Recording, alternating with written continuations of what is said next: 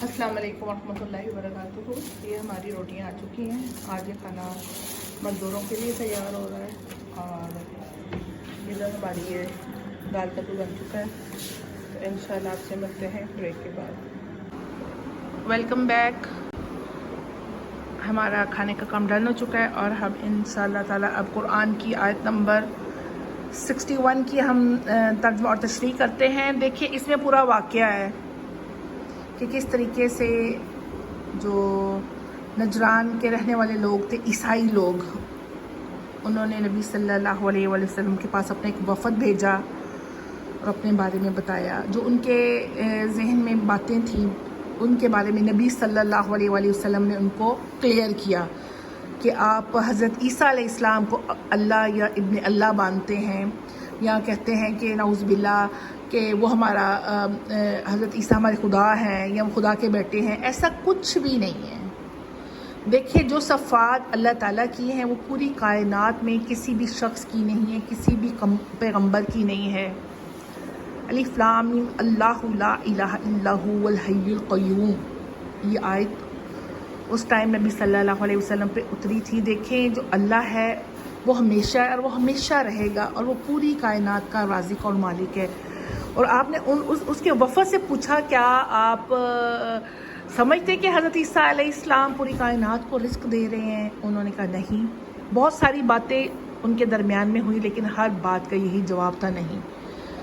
फिर उसके बाद वो वफ़द अपने उधर लौट गया और जो फिर उन्होंने कहा जी हम इनके साथ अपना एक जिसको कहते हैं मुकाबला कर लेते। वहाँ के 14 सरदार थे, 7 आदमी थे नजरान के जो इकट्ठे हुए और उसमें से फिर नबी सल्लल्लाहु अलैहि वसल्लम भी वहाँ आए।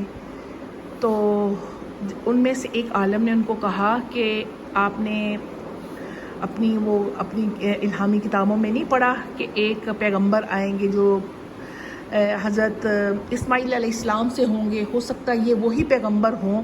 अगर आपने इनके साथ अपना वो मुकाबला किया या इस तरह के से उन्होंने ये चीज़ें की तो हो सकता है कि आप पे वो जो बद्दुआ आ जाए और आपके पास कुछ भी ना रहे और आपकी नस्लों तक वो सज़ा मुंतकिल हो जाए ना।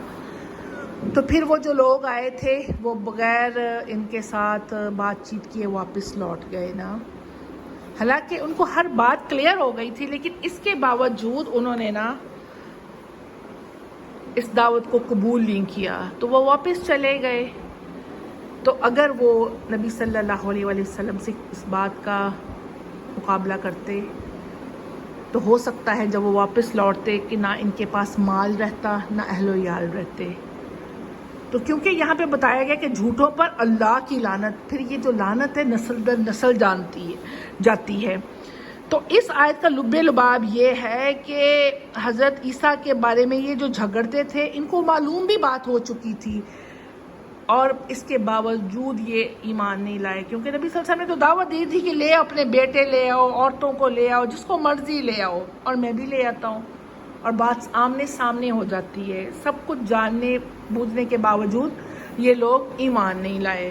अब ये कॉन्सेप्ट क्लियर हो जाना चाहिए हर बंदे का कि जो सफ़ात और ज़ात अल्लाह की है वो किसी की भी नहीं है। कुरान हमें जो पैगाम दे रहा है उस पैगाम को हमें समझना चाहिए।